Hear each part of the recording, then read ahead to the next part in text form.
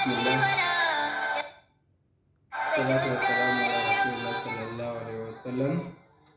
السلام عليكم ورحمة الله وبركاته. نسمي جواب ليان مسلمة كالي خبر جمو بلغاري يا إلمان آدم يا إلمان نما إن شاء الله هدية جواب بدو كان سنبيد إن شاء الله ولا رفعي دم ركولين أقولون نسمي إن شاء الله هدية سنو مالي يوهن عن جتن تادي إن شاء الله هدية شالتو قرآن ربي جيجو قرآن ربي بركوتو وان فيتر دنيا تنا بوزور كتير نمني قرآن ما تقولنا وهم درجة على لايك خنافو إن شاء الله مي أكملت إذا خنان أكملت تكبر شو دينيو خنان سنقول سيسو فله إن شاء الله إنه هني كلامه وانا كلاماتي وانا كلاماتي يو كنا كتاب الراتي كابسي كنا تويتين يجو وانت بوتي نقرأتي يجو كتابسا إن شاء الله رهدون نمكانيا خمبينة تجرا مي حول الله لون سنين جاي إن شاء الله أكمل تكك أرانون جتو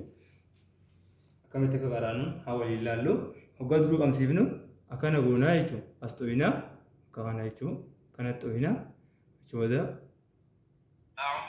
نوف بنا يجو زي كنا غون نوف بنا إن شاء الله أكنا غونا يجو أعوذ بالله من الشيطان الرجيم وكذا هذا يسخن ما جاء أسرتي teacher jechuun barsiisaa jechuudha. Akkana goonaa jechuudha. Afaan Arabaa barachuu jechuudha. Qallaalumatti inshallah ni banna jechuudha. Hoggaa banne kana ni banna. Inni huni harfii jechuudha. Bismillahir Rahmanir Rahim. Ad-darsu al-awwal huruful hijaa'il mufarrada yaa jechuudha. Inshallah jechuudha. Akkam goona jechuudha. Akkana godhuu qabna. Asirra.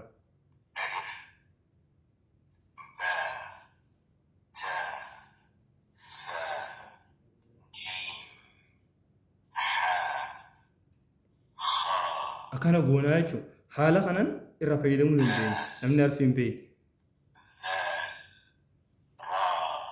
حالا خنان الرفاية دمو دندين يجو حالا نما يسنا غرسيسا خنان اتفاية دمو دندين يقولين إن شاء الله وقاني ألف الرقايجين نتوينا ألف جاي يجو با كسما تا كسما نقرأ يسايجو تكتكتي الروفني كارو دندين يجو akkasumatti gizee harfiilee jechuun takka takkatti gizee takka takka taatee fi lama lama taatee jechuun lamaliif laam ta'a jechuun walitti waggaa abba sadii taates jechuun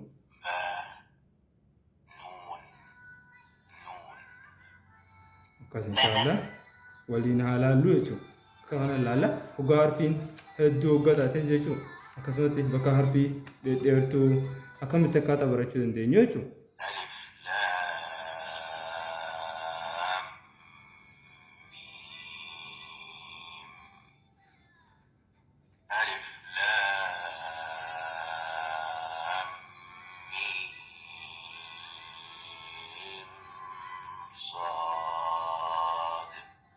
Akkana qaraanaan jechuun inshallah akkasuma hoggaanii fi quraana keessa harfi takka takkatti gaddeemnee ni qaroo dandeenya jechuudha. Harfiin dila ilaa hanga akkamitti wal ija'anii takka takka laallee qaroo dandeenya jechuudha.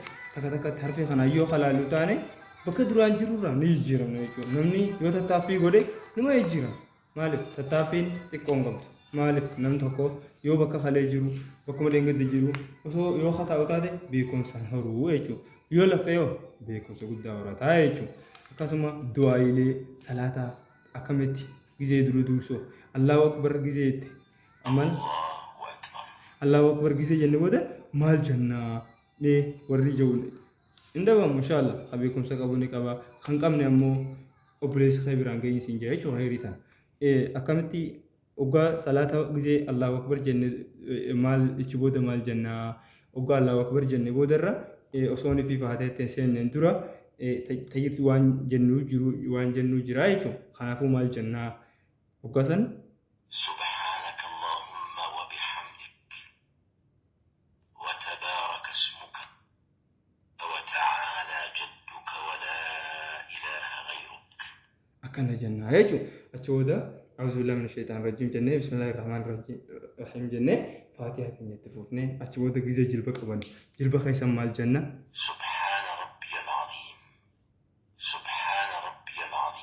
akkasuma waa'ee salaataa guutuutti si fichisiisaa jechuudha. Hoggaa salaataa fixadhee maal akkaan jiru waa khayrii guddoo keessatti argama jechuudha. Akkasuma du'aayii giseenii fi mana keesseentu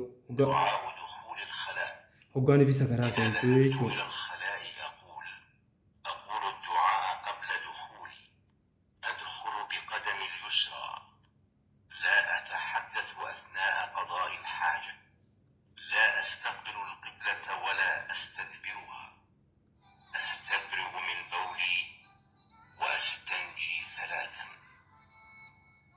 Kana jechuudha sagaraan seenaa miila kabitaatiin seenaa hoggaa sammuudha du'aayii jennuu jirraa jechuudha. Du'aayii jenna du'aayii san jenneeti lama inni haawus beekan lakkoofsi wal qabaayisi jenneeti akka sagaraa seenaa jechuudha. Kun asirratti du'aayii nu fidee jira. Hoggaa seenuu deemnu dukooluu du'aa dukool khalaaja du'aayii hoggaanii fi sagaraa seenuu deemnu jechuudha. Maal jaa jechuudha?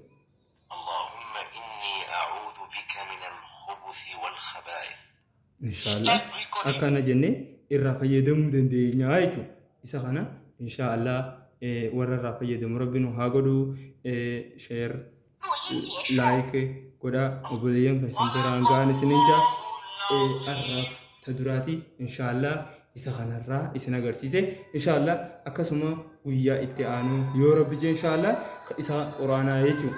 Quraana guddaa akkamitti akka qara'uu dandeenyuun takka takkaan akkamitti akka dubbisuu dandeenyuun jechuudha. waliin ilaallaa jechuun inshallah quraana guddaa akkamitti akka dubbisuu dandeenyuun waliin ilaalla inshallah. Asumaan obboleessa kee biraan gahuu hin dagatiin isin jaa share like comment nuuf godhaan isin jaa inshallah. Ana kan isin agarsiises rabbi sawaba sana haa argachiisu walumaan milkii irraa rabbi itti nu haa dabaluun isin jaa inshallah. Beekumsa xiqqaan qabu warra irraa fayyadamu waliin rabbi nu haa godhu hanga guyyaa dhuftu akkamitti kitaaba guddaa irraa dhageeffannee jalaa baruu dandeenya akkamitti qabanna tajaajilu qabadheetiin isinii dhufa. Assalamu alaikum wa rahmatullahi wa barakatuh.